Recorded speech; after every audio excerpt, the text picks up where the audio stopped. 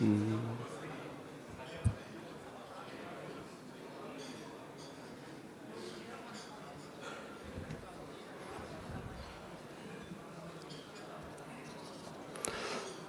안녕하십니까. 네, 지금부터 제30회 지벨리 CEO 포럼을 시작하도록 하겠습니다. 저는 진행을 맡고 있는 주식회사 아이비리더스의 정광천 대표입니다. 반갑습니다.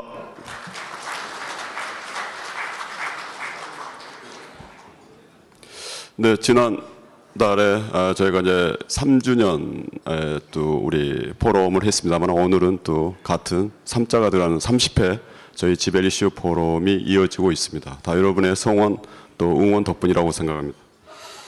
지금 현재 아직도 뭐 세월에 대한 아픔이나 위로는 진행형으로 되고 있습니다만, 그럼에도 불구하고 우리 스스로 반성과 더불어서 또 더 힘을 내서 새롭게 또 열심히 더 가야 되는 시점이 아닌가 생각을 합니다. 사실 봄인가 했는데 사실 요즘 분위기는 또 낮에는 뭐 여름을 느끼게 할 정도로 전 주변의 환경과 우리의 여건들은 굉장히 빠르고 또 우리를 이렇게 함께 새로운 기운으로 가게 하는 것 같습니다. 오늘은 우리 이금용 회장님 모시고 아마 또 우리하고 직접 관련된 여러 가지 얘기들을 같이 나누지 않을까 싶습니다. 먼저 오늘 참석하신 분 중에서 몇 분 인사드리고 시작하도록 하겠습니다. 오늘 강의를 진행해 주실 이금용 주식회사 코글로닷컴 회장 오셨습니다. 박수 부탁드립니다.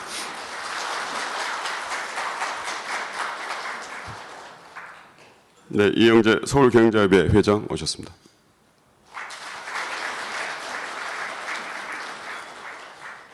네, 이상선 DBN 디지털밸리 뉴스 대표 오셨습니다.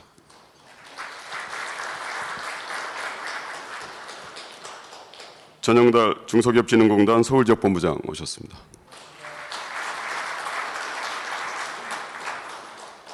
조은수 기업은행 남부지역본부 본부장 오셨습니다.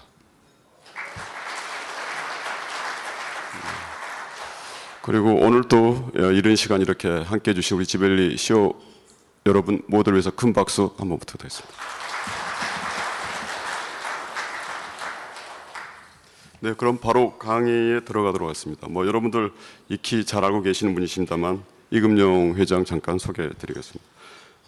성균관대학교에서 법률학 하셨고요. 동국대학교에서 또 무역학 하시고 강원대학교에서 경제학으로 박사하셨습니다. 흔히 말하는 저희 기업에 관련된 다양한 분야들은 다 열심히 공부하신 것 같습니다. 삼성물산 거치셨고요. 옥션 대표이사 잘 알고 계시죠. 그리고 한국인터넷기업협회 초대회장, 이마켓플레이스 협의회 초대회장, 오픈옥션 회장 거쳐서 현재 코글로닷컴 회장, 그리고 코리아 디지털 경제연구소 소장 겸하고 계시고요. 자료 중에 보니까 86년도에 중소기업 수출 마케팅 최우수 논문상을 또 학자로서 하셨고 2001년도에 전국경제인연합회에서 국제경영원 벤처경영인 대상을 수상하셨습니다. 바로 앞으로 모시도록 하겠습니다. 큰 박수 부탁드리겠습니다.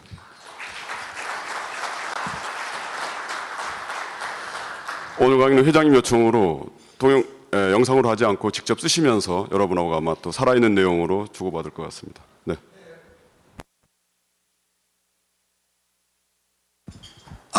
네. 네, 여러분 반갑습니다. 박수 한번 다시 칠까요? 네. 정말 여러분들 뵈니까 다 고향에 제가 온 기분이고요. 우리 지벨리 세계적인 벨리죠. 그랜드 벨리, 글로벌 벨리, 글로리 벨리, 정말 대한민국 중소기업의 본산이고 또 첨단 산업의 본산인데, 과연 지금 우리가 이 변화하는 시대에 어떻게 지속적으로 경영할 수 있을까? 또 어떻게 이 게임에서 승자가 될 수 있을까? 저는 최근에 구글이 크롬캐스트를 이제 49,000원에 제가 만들었던 옥션이나 지마켓에서 발매하고 있는데요. 그걸 보면서 많은 걸 느꼈어요. 자, 구글이 49,000원짜리 단자 하나만 꽂으면 아이패드나 아이폰이나 또는 각종 스마트 기기에서 나온 거를 TV로 볼 수 있다. 그러면 스마트 TV는 어떻게 되는 거냐? 또 IPTV는 어떻게 되는 거냐?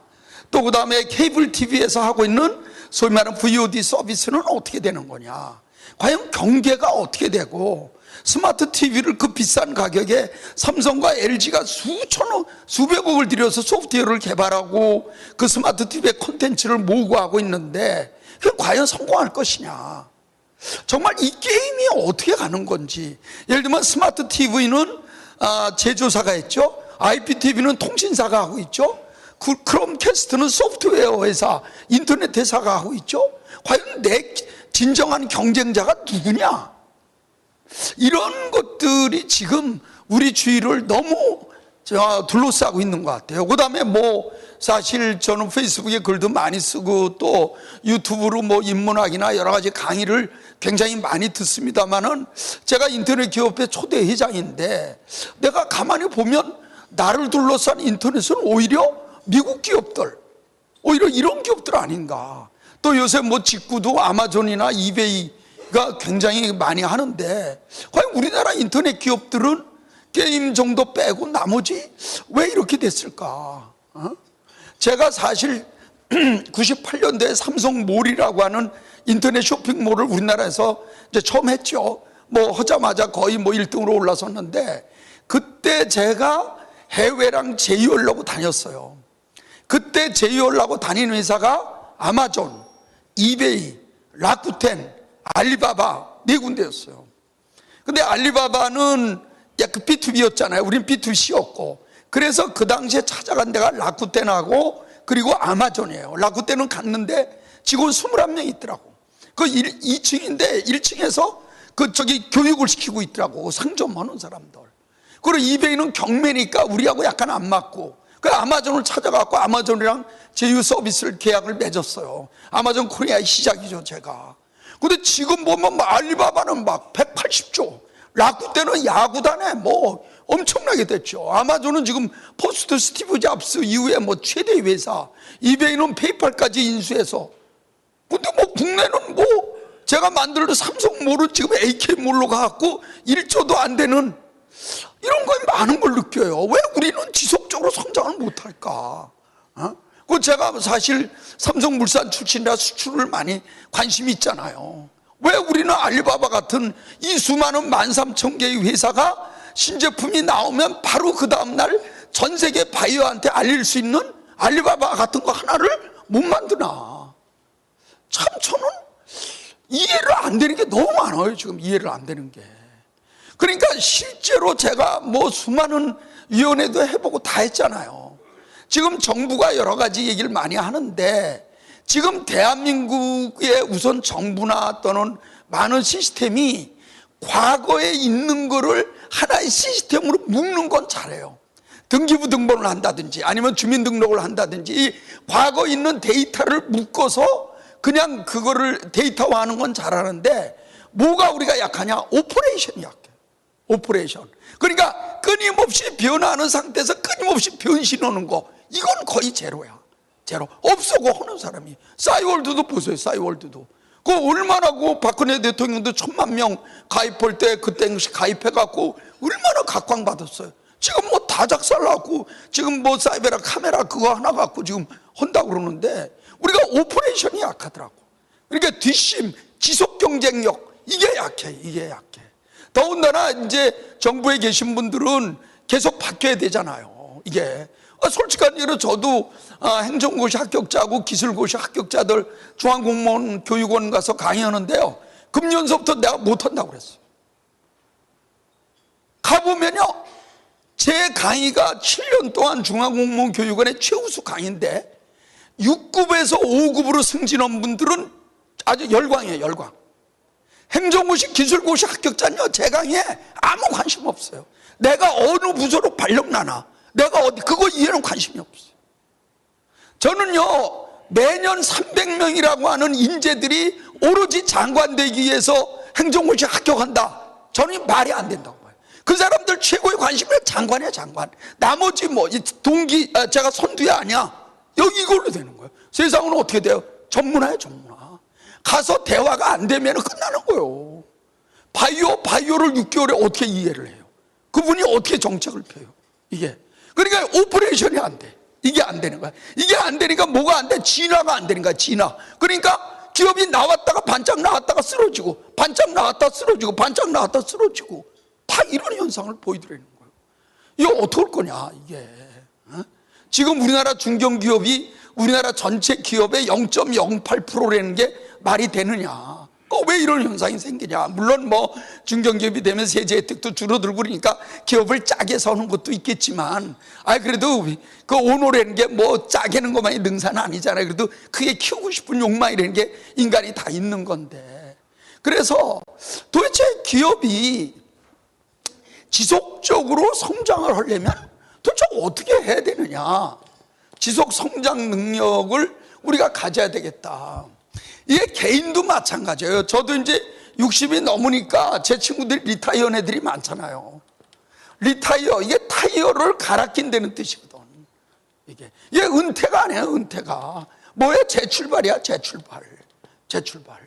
근데 거의 다 새로운 타이어를 30년 쓴 거를 갈아 껴야 되는데 거의 못 갈아 껴요. 내 친구들 보면 거의 못 갈아. 왜? 준비가 안 되는 거예요. 준비가. 많은 사람들이 지금 내가 하는 게 계속될 거라는 착각을 하고 있는 거예요. 내일의 주인공은요, 오늘을 견딘 사람이 아니라 내일을 준비한 사람이에요. 내일을 준비한 사람. 오늘 견디면 내일을 내게 될다 천만의 말씀. 아니야. 내일을 준비한 사람, 그 사람이 내일의 주인공이에요. 제가 사례를 한번 들어볼까요? 2009년 4월 달에 4월에 핸드폰 시장을 한번 보죠. 노키아가 37%예요. 삼성이 몇 프로냐? 18%입니다. LG가 얼마냐? 9%예요. 9%. 2009년 4월 1일 날 라스베가스 전자쇼에서 무선 이동통신, 북미 무선 이동통신 페어가 있었는데요. 삼성 부스가 258평이에요. LG가 260평입니다. LG가 오히려 더 컸어요. 삼성의 이 당시에 전자의 대표이사가 최지성 대표이사인데 저하고 입사 동기예요. 같이 근무했죠. 다 바로. 야, 이거 LG 자식들이 우리보다 2평 더 크게 했다고. 2014년 4월 달 1~3월 실적 포함한 거죠. 노키아는 어떻게 됐어요? 없어졌잖아요. 마이크로소프트가 인수했는데 노키아 브랜드 더 이상 안 쓰겠다는 거예요. 삼성은 시장 점유율이 몇 프로 늘었냐? 31% 늘었어요. LG는 몇 프로 줄었냐? 5% 줄었어요. 이익은 삼성이 1사분기 때 이익 얼마 났냐? 6조 났어요. 6조. LG는 얼마 났냐? 88억 적자 났어요. 이게 5년 동안 달라진 거예요. 5년 동안. 여러분 5년 뒤에 어떻게 될 것 같아요? 여러분의 회사가 어떻게 될 것 같아요? 필립 코틀로 교수가 작년에 호텔 신라에 와서 강연하는데 이분이 80이 넘었어요. 1시간 반 동안 서서 강연하는데 다른 거는 기억 안 나. 나 딱 하나 기억나는 게 뭐냐? 당신이 지금과 같이 똑같은 일을 5년 동안 계속한다면 당신은 지구상에서 없어질 것이다. 딱 이렇게 얘기해요. 아무리 내가 지금 잘 되는 비즈니스도 5년 동안 계속 그게 잘 된다는 건 불가능하다는 거예요. 이게. 그러니까 어떻게 돼요? 끊임없이 변신할 수밖에 없는 거예요. 끊임없이 이게. 그러니까 우리가 이 지속 성장하는데 가장 그 중요한 팩터가 뭐냐? 변화에 대한 대응 능력이에요. 변신력이죠. 변신력.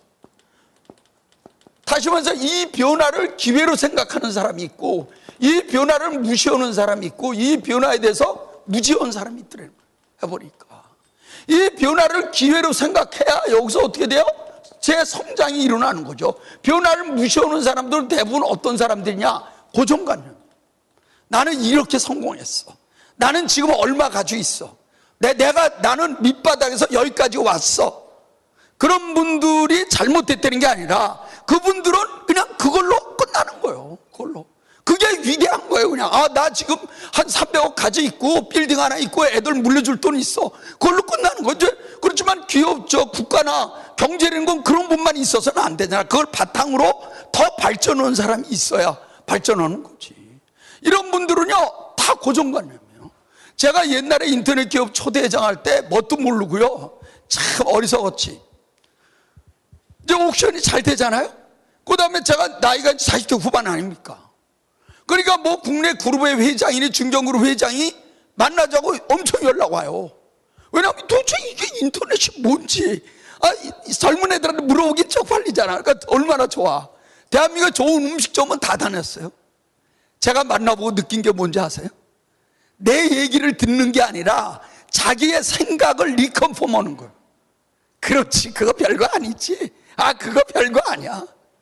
그 다음부터는요, 안 만납니다. 전화와도 네 회장님 저도 뭐 요새 바빠갖고요, 안 만나. 절대 안 만나. 그때 제가 수없이 만난 사람 중에 딱 기억이 남는 사람이 3사람. 저보고 딱 만나고 난 다음에 이금영 회장이 생각하는 걸 그대로 강의를 해주죠. 우리 사장들한테, 임원들한테. 그게 누구냐면 두산의 박용만 회장. 두타타워 거기 저 동대문에 두산그룹 전 사장들 다 모아놓고 2시간 동안 강의했어요. 박용만 회장이 맨 뒤에서 들으시더니 가시면서 너무 고맙다고. 그게 두산이에요. 그 다음에 두 번째 회사가 어디냐? 태평양화학이야. 서경배 회장. 거긴 2번 강의했어. 2000년도에 임원들 상대로 강의해달라고 해서 강의해 오니까 너무 고맙다고 2005년도에 2번 강의했어. 세 번째 아시아나의 박삼구 회장이에요. 박삼구 회장이 금호그룹 사장들 다. 이 3분은 내가 강의 끝나고 나서 이분들은 좀 다른 것 같다. 이분들은 확실히 이걸 흡수하는 능력이 있다. 제가 그렇게 느꼈는데 아니나 다를까 박용만 회장은 뭐 완전히 두산이 되고, 태평양화학은 제가 2000년 강의 끝나고 태평양화학은 이거 잘 될 것 같다 그래서 저는 주식을 안 하는데 마지막으로 태평양화학 주식을 샀다가 10배 남았어요. 10배 남았어요. 이게 그러니까 사람들이 고정관념에서 벗어나서 새로운 변화를 어떻게 흡수하느냐. 그러니까 우리가 요새 인문학을 많이 하는데요, 공자하고 노자하고 달라요. 공자님은 계속 학위집필력요, 계속 지식을 쌓으려는 거고, 노자는 어떻게 돼요? 쌓으면 쌓을수록 자기를 어떻게 하려는 거예요? 비우려는 거예요. 비우려는 거예요. 비워야 더 들어간다는 거예요. 지금 현대에서 그래서 노자가 더 자꾸만 우리 기업인들한테 각광받고 뭐 최진석 교수 이런 분들이 나오는 게 바로 그런 이유죠. 그 다음에 저걸 무시하는 사람이 있어요. 변화를 이 사람은 변화가 뭔지도 몰라요. 왜? 내 거래선이 명확한 거야. 난 현대자동차 20년 납품했어. 나 현대중공업 30년 납품했어. 그분들은요, 그거 관심 없어요. 이번 주에 현대중공업 접모고 어디서 골프 치나 이런 게 관심이 있지, 뭐 변화, 글쎄 난 뭐 B2B 하는 분들이 저런 분들이 많죠. 하지만 이제는 저 전체를 통틀어서 이제는 정말 새로운 변화기에 왔다. 그 변화가 위기냐 기회냐는 그거는 본인의 리더십에 달려있다. 저는 그렇게 생각하는 거예요.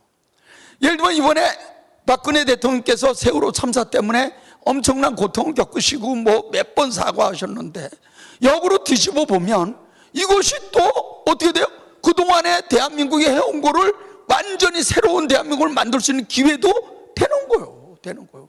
리더는요, 위기가 꼭 나쁜 게 아니에요. 리더가 위기가 왜 나빠요? 그 위기를 파악해서 새로운 걸로 도약을 하는데 나쁜 게 아니죠. 이게 그걸 어떻게 볼 거냐. 근데 이게 실제로 해보면요, 제일 이게 어려운 게 이 변화의 방향의 방향, 변화의 방향을 어떻게 파악할 것이냐, 이게 제일 어려워요. 해보면. 그러니까 지금 오늘이라도 이 반포대교에 가면요, 여기 이제 성모병원이잖아요. 고속터미널. 이쪽 용산이죠. 차를 타고 쭉 가보세요. 가보면 여기에 큰 입간판이 있어요. 이만한 입간판. 여기에 누가 나오냐면 최경주 씨가 나와 있어요. 그 위에 글 써 있는 거 자세히 보신 분 한번 보세요. 인생은 뭐 속도보다는 방향, 이렇게 써 있어요. 인생은 저도 항상 사업은 속도도 중요하지만 우선 방향이 맞아야 된다. 방향이. 그래서 프레스토 검퍼라는 영화에 보면 탐 행스가 계속 마라톤 달리잖아요. 거기에 보면 이런 얘기가 나와요. 내가 지금 어디로 가고 있는지 모른다면 나는 영원히 목적지에 도달할 수 없다. 나는 지금 어디로 가고 있는 거냐 이거야. 어제 오늘 똑같은 걸 내일 계속하면은 나는 목적지에 도달할 수 있는 거냐? 아니면 내일은 분명히 이런 게 올 게 확실하기 때문에 그거를 지금 준비하고 있는 거냐? 이게 굉장히 중요하다, 그런 생각이 드는 거죠. 이걸 우리가 어떻게 볼 거냐? 사실 뭐 강의 내용은 서너 시간이 되기 때문에 뭐 다 할 수는 없고, 이 아침에 짧은 시간 안에 이 변화의 방향에 대해서 저 나름대로 느낀 거를 좀 말씀을 드리려고 그래요. 제가 사실은 1977년도에 삼성물산에 입사해서 1999년까지 22년 동안 삼성에 있었잖아요. 홈플러스도 기획해서 했고, 삼성몰도 했고, 나와서 이제 옥션 이니시스 대표이사를 거쳐서 지금 코글로닷컴까지 15년, 37년 됐잖아요. 37년. 얼마나 많은 사람을 만났겠어요, 제가 37년 동안. 특히 뭐 대기업이야 그렇지만 벤처는 어렵잖아요. 벤처 잘 되면은 벤츠 타고, 안 되면 벤치로 간다. 우리는 지금 벤치냐 더 안 되면 교도소로 간 애들도 좀 있어요. 우리는 의왕구치소로 많이 가기 때문에 의왕 MBA 과정이다 이렇게 얘기를 하죠. 이것도 면회가 뭐 6개월짜리 단기 과정이 있고 2년짜리 정규 과정이 있어요. 이거를 1시간 동안 얘기해라, 이건 너무 저한테는 고문이고 어려운데 뭐 어떻게 해요? 할 수 없지. 이거 한번 시작을 해보겠습니다. 그래서 뭐 제 강의가 이제 동영상에 뭐 이제 인터넷도 많이 뜨고 그러니까 강의 들은 분들이 뭐 거기다 이제 많이 올리죠. 뭐 정도전 보는 거하고 이금용 회장 강의 듣는 재미에 산다 뭐 이런 사람들도 있고, 최근에 뭐 60 넘어서 뜨는 사람이 조용필하고 이금용이다 뭐 이런 사람들도 있고, 또 제 강의 들은 사람하고 안 들은 사람하고 지금 양극화 현상이 생겨서 지금 사회 문제가 되고 있다는데, 실제로 그런지 안 그런지 박수 한번 치고 시작해 보겠습니다.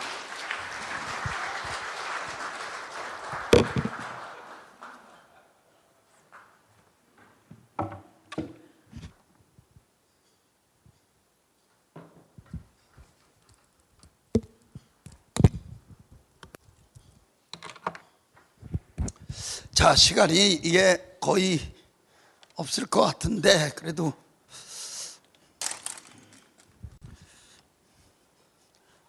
자, 우선 제가 얘기하고 싶은 거는 한 크게 나누면 3가지 되는데요. 우리가 종합상사 들어가면요, 제일 먼저 배우는 사자성어가 있어요. 차관대국, 착수소국이라는 단어인데요. 그러니까 어떤 사물을 볼 때는 큰 트렌드로 보라는 거예요. 그 대신 어떤 일이 시작됐다, 그 일이 시작됐다 그럴 때는 아주 디테일하게 하라는 거예요. 이게 굉장히 중요한 단어예요. 굉장히. 이번에 세월호도 결국 디테일에서 약한 거죠. 디테일이 없었던 거죠. 뭐 약한 게 아니라 디테일이 없었던 거지 이게. 그러니까 리더는요, 어떤 사물을 볼 때는 망원경처럼 멀리 나타나는 현상을 보고, 그 대신 일이 시작될 때는 현미경처럼 하라는 거예요. 그러니까 대개 우리가 많은 사람들을 만나보는데요, 리더가 되는 사람들은요, 한 가지만 강한 사람은 적어요. 한 가지만 그 사람이 잘한다, 그 사람은 전문가야. 리더는 아니야. 리더는 최소한 한 가지 플러스 뭔가 또 한 가지가 있는 거야. 뭔가 또 한 가지가 있는 거야. 리더들은 되게 뭐 친화력이 되거나 하여튼 뭐 뭔가 또 하나가 있는 거야. 우리 골프를 쳐도 드라이버하고 아이언하고 숏게임하고 퍼팅하고 4개 중에 2개는 그래도 그날 잘 돼야 돈을 안 잃잖아. 하나만 갖고는 안 되지. 3개 잘 되면 그건 이제 따는 거고, 4개는 뭐 아마추어는 어려우니까 항상 염두에. 이 현미경, 이게 뭐야? 현장이거든요. 이 현장을 항상 멀리하면 안 돼요. 어떤 형태든지 리더는 현장에서 어떤 일이 벌어지는지를 끊임없이 어떤 방식으로든지 그거를 가지고 있어요. 이게 굉장히 중요해요.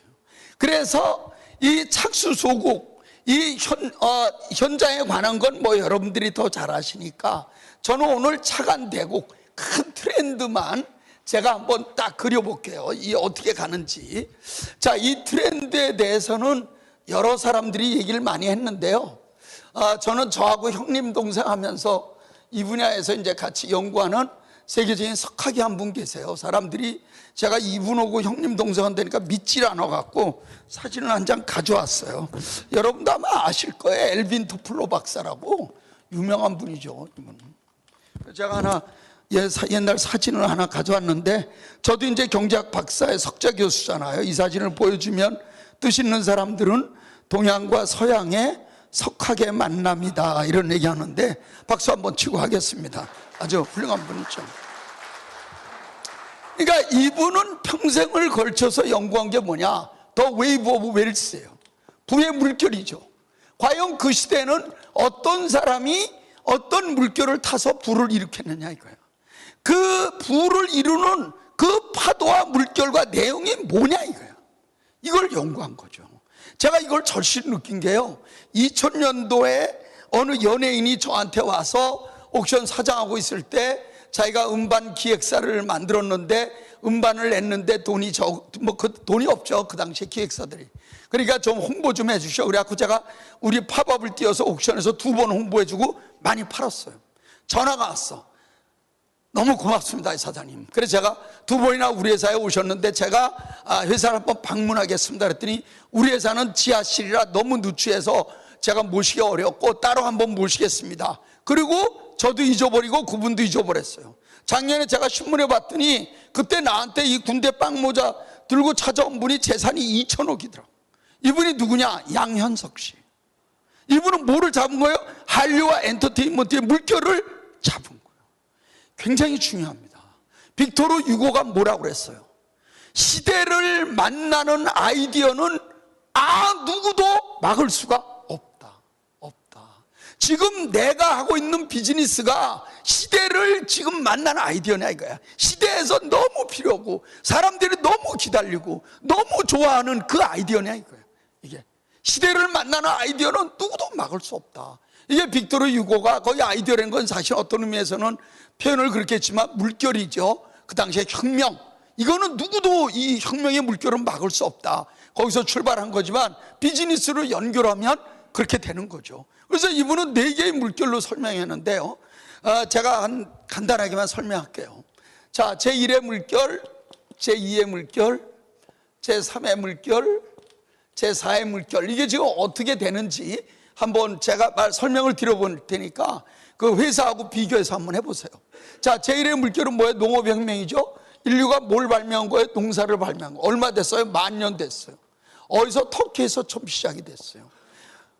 이 시대의 최고의 부의 원천은 뭐예요? 땅이에요. 지금 우리가 정도전 드라마에서 나오죠. 건문세족들은 어디든지 땅을 많이 차지하려고 부지하게 애를 쓰죠. 토지를 겸병하고 막 가렴 죽으려고 거기서 더 얻어내고, 이게 뭐 말도 못하죠. 이 조선시대에는 이 토지뿐만이 아니라 중요한 게 노예예요. 노비. 이거를 막 그냥 강제로 막 노비를 뇌물로 바치는 거죠. 노비만 있으면 어떻게 돼요? 영원히 뭐 자기 재산이잖아. 이게 지금도 물론 땅 갖고 얘기하는 애들이 있어요. 회장님, 제가 이래봬도 저희 할아버지 때만 해도 과천일 때 저희 할아버지 땅 밟지 않고 다닌 사람 없었는데 우리 아버지가 술을 좋아하는 바람에 그 땅 다 팔고 시청 옆에 10,000평만 안 팔았어도 오늘날에 내가 아닌데 해가면서 막 울분을 토하는 친구들 보면 대개 지금은 26평 아파트에 사는 애들이 많아요. 이게 얼마 전에 또 누굴 만났는데 자기 할아버지가 함경북도 함흥의 성주였다고 그러더라고. 야, 함경북도 함흥, 거기는 확인도 안 되고 옛날에 여진족하고 말갈족들이 살던 데인데 성 이름은 아냐 그랬더니 너무 일찍 내려와서 성 이름은 모르는데 김일성만 아니었으면 나도 성주의 손자인데 해가면서 막 울분을 토한 애들 보면 대개 지금은 반지하에 사는 애들이 많아요. 이런 애들이 많아요. 이런 농업혁명을 거쳐서 뭐예요? 공업혁명이 오죠. 이건 다른 말로 오면 뭐예요? 산업혁명입니다. 자, 공업혁명, 산업혁명 시대 누가 부자가 되는 거예요? 공장을 가진 사람이 부자가 되는 거죠. 여기 뭐가 부려요? 자본과 그리고 노동력과 그리고 시설이 있어야 되죠. 대한민국의 재벌은 어떻게 돼요? 다 이때 나온 거죠. 100% 이때 나온 거죠. 1953년도에 제일모직, 제일제당, 54년 제일모직. LG는 47년도부터 뭘 만들었냐? 동동구름을 만들었죠. 화장품을 만들어서 파는데 그 화장품에 넣은 플라스틱 케이스가 잠깐만 깨지는 거예요. 그래서 1950년도에 그 케이스를 보완하기 위해서 피스톤식 사출기를 처음 들어와갖고 이제 화장품 용기를 만들어서 팔았는데 아주 잘 팔렸어요. 그러니까 그 플라스틱이 화장품 용기뿐만 아니라 수요가 많아진 거예요. 뭐 비누곽도, 바켓, 대야, 이건 뭐 엄청나게 많아진 거예요. 그래서 1950년대 중반에는 전체 우리나라 플라스틱의 반 이상이 락키 플라스틱에서 나오게 되고, 여기서 버는 돈으로 1958년에 금성사라고 하는 라디오 회사를 만들게 되죠. 그러니까 LG는 동동구르면은 지금 LG 생활건강, 플라스틱은 지금 LG화학, 그 다음에 라디오에서 금성사는 지금 LG전자, 이게 다 제조업으로부터 이제 시작이 되는 거죠. 잘 아시지만 이런 공업혁명은 영국은 1710년에 영국에서 시작이 됐고, 일본은 1868년 메이지 유신으로 시작이 됐고요. 대한민국은 1961년 박정희 대통령 때부터 이제 시작이 되죠. 62년도에 1차 5개년 계획을 수립하죠. 우리가 영국보다는 200년, 일본보다는 100년이 뒤졌지만 우리는 지금이라도 근대화의 길을 가야 된다. 그래서 이 박정희 대통령을 도와서 나타난 경영자가 이병철 회장님, 정주영 회장님, 박태준 회장님, 이런 분들이 나오게 되죠. 특히 정주영 회장하고 박정희 대통령은 명콤비였죠. 1917년생, 1915년생 두 분은 정말 일을 많이 했어요. 고속도로부터 조선 최해외 건설까지. 아마 지금도 하늘나라에서 아마 두 분이 소주 한잔 하면서 뭐 여러 가지 일 많이 하고 계실 거예요. 내가 볼 때 그냥 계실 분들이 아니야. 그냥 계시 벌써 뭐 천국에서 지옥 가는 고속도로 벌써 다 만들었고, 내가 볼 때 물론 아직까지 심수봉 씨 노래 못 듣고 계시겠지만은 이분들이. 근데 실제로 우리가 한번 보면요, 1962년부터는 50년 됐잖아요. 50년 산업화에서 대한민국 경제를 움직이는 데는 어디예요? 삼성과 현대예요. 그럼 수많은 대운이, 수많은 기업이 많았지만 왜 삼성과 현대가 지금 대한민국 산업화의 주인공이 됐을까? 이거는요, 뭐 시간이 없기 때문에 다 얘기할 수 없는데, 삼성은 반도체고 현대는 자동차잖아요. 이거는 간단한 거예요, 내용. 반도체가 우리가 1983년도에 시작을 했고, 현대는 독자 모델을 1975년도에 포니가 시작이 됐어요. 여러분, 이게요 1983년 2월 8일 날 일본의 오쿠라 호텔에서 이병철 회장이 우리가 반도체를 독자적으로 메모리 반도체 개발하겠다고 발표하거든요. 제가 그 당시에 삼성물산 조작과장인데요, 말이 안 돼요. 1982년도에 삼성전자 1년 이익이 얼마냐? 150억이에요. 한 개 라인의 투자가 얼마냐? 2,500억이에요. 2,500억. 그리고 일본의 6개 업체가 시장의 80%를 차지하고 있어요. 그리고 우리나라는 시장도 없어. 기술자도 거의 없어. 자본도 적지. 그리고 이병철 회장님이 그 당시 연세가 몇이냐? 74살이에요. 이병철이 1910년생이거든요. 74살. 그러니까 지금 이건희 회장보다 나이가 더 많은 거예요. 많은 거예요. 그리고 암 수술 2번 받았어요. 뇌 수술까지 받았어. 폐기종이야. 이분이 자기 운명을 걸고 반도체를 개발하겠다는 거예요. 여러분, 상상이 됩니까? 김포항에 내렸는데요, 계열사 사장들이 이병철 회장님 손을 잡고 얘기를 합니다. 눈물을 흘리면서. 회장님 왜 이러십니까? 이거 안 해도 우리 계열사 36개고 삼성이 대한민국 1등입니다. 다 그렇게 얘기했어요. 그거 밀고 나가는데요, 86년도가 최대 고비예요. 6천억 투자에 5,500억 적잖아요. 한 달에 200억씩 적잖아요. 한 달에 200억이면요, 제가 근무했던 삼성 본관 시청 앞에 28층 그거 한 채씩 한 달에 날아가는 거예요. 날아가는 거예요. 반대가 말도 못합니다. 그때 반도체 망국론을 쓴 서울대 교수들이요, 제일 논거가 이거예요. 뭐냐? 우리가 지금 64K에서 256K 1메가 간다고 하지만 결국 영원히 일본이나 미국의 반도체를 영원히 못 따라갈 가능성이 크다는 거예요. 그게. 왜냐하면 그 회사들은 뭐야, 거기는 시장이 있지, 기술이 있지, 다 있는데 우리가 어떻게 거기를 따라가냐 이거야. 그러니까 우리는 뭐로 가야 된다? 응용 어플리케이션으로 가야 된다. 이렇게 주장했어요. 80년 6월 달에 전 그룹 사장들하고 반도체 임원, 비서실 임원들을 불러갖고 이병철 회장이 마지막으로 선언하죠. 그때 제가 삼성물산 기획과장인데 우리 사장님 이제 거기 참석을 시기 때문에 제가 같이 뒤에 가서 들었는데 명확히 들었어요. 여러 사람들이 많은 얘기를 하지만 우리는 어떤 반도체에 관해서는 원천 기술을 가지고 있어야 된다. 우리가 원천 기술이 없으면 결국은 카피 기술도 비싸게 살 수밖에 없다. 반도체의 원천 기술을 가지고 있지 않으면 우리는 산업의 노예가 된다. 딱 이렇게 얘기했어요. 삼성에서 반도체를 반대하거나 반도체에 의심하는 임원들은 삼성을 떠나달라. 딱 이렇게 얘기했어요. 그리고 1메가 디램 또 투자 들어간 거예요. 그리고 1년 뒤에 돌아가셨어요. 1년 뒤에 돌아가셨어요. 그거는요, 그 당시 상황은요, 87년도 정도 되면요, 반도체가 저녁 6시면은 이 전기료도 아끼라고 반도체 사업부는요, 다 퇴근을 해요. 불을 다 꺼버려요. 야, 퇴근해. 그거라도 아껴. 그 제가 28층이잖아. 밑에서 쭉 자료실 이거 보려고 내려오면요, 그 복도에 몇 명이 웅기종기 있어요. 회의해요. 뭐하냐? 비상구 불빛 있죠? 거기서 회의. 그게 반도체 애들이에요. 반도체. 그게 지금 1년에 몇 조가 10조 이상 이익이 나잖아요.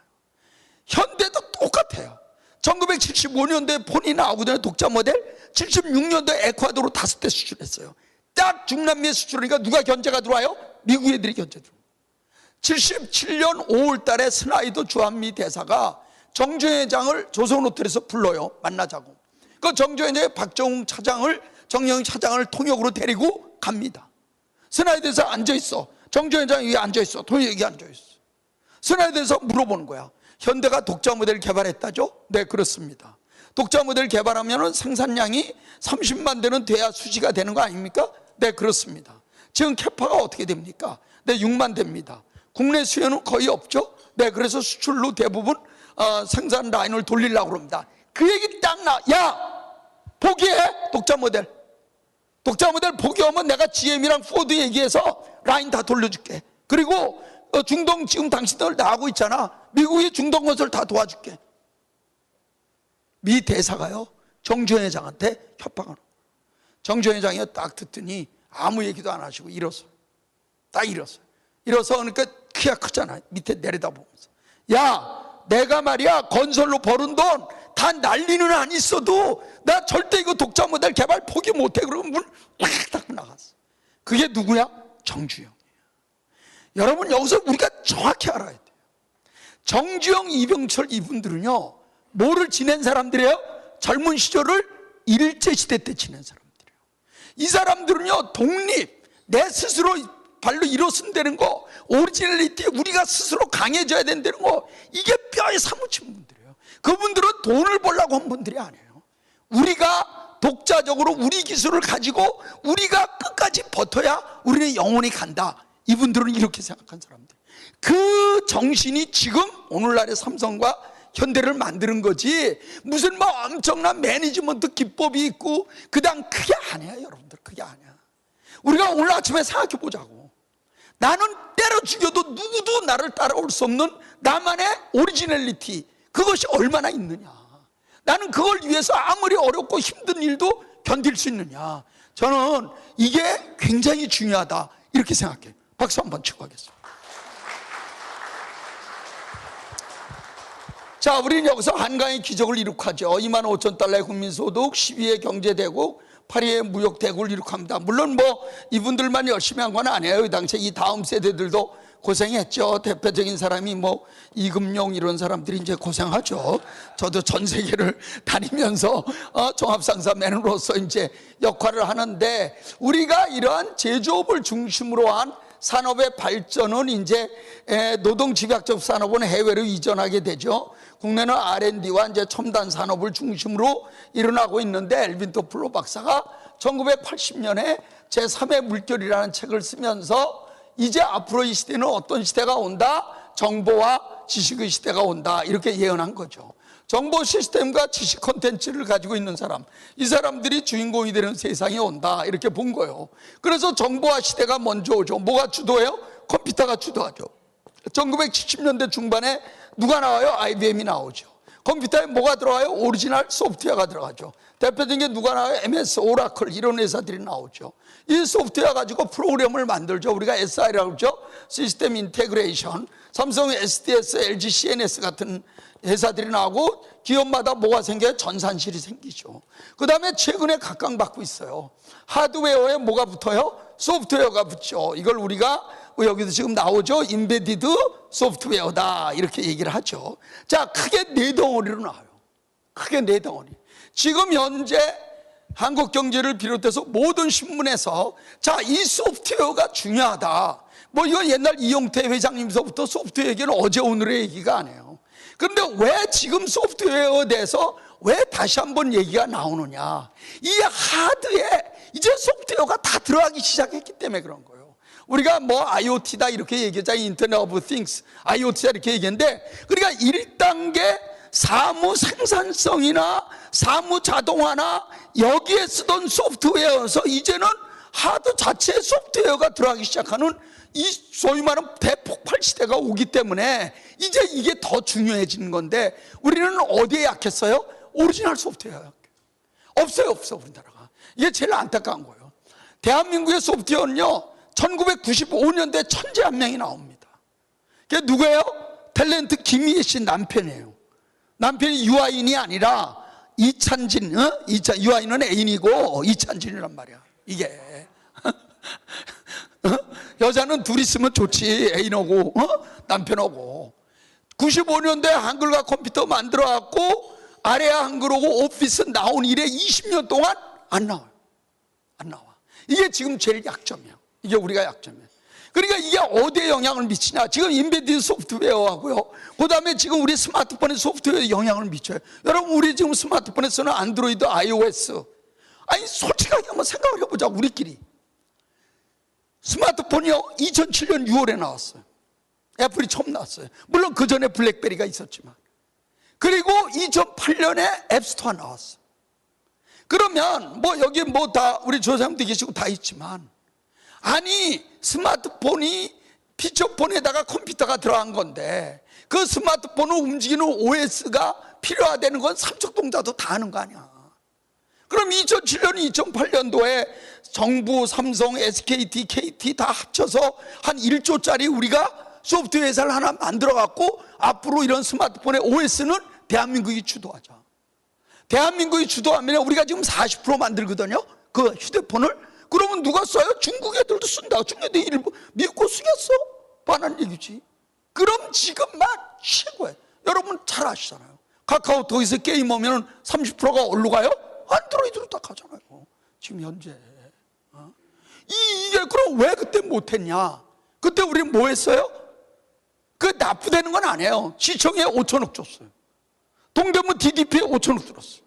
아라뱃길에 2조 5천억 들었어요. 그러니까 우리가 제가 안타깝게 생각하는 건 뭐냐면, 우리는 눈에 보이지 않잖아. 자산으로 인정을 안 해. 인정을 안 해. 눈에 보이는 거 아직도 박근혜 대통령 수출학대 진흥회의에 가서 보면 아직도 얘기 나오는 게 뭐야? 그린벨트 풀어달라는 거야.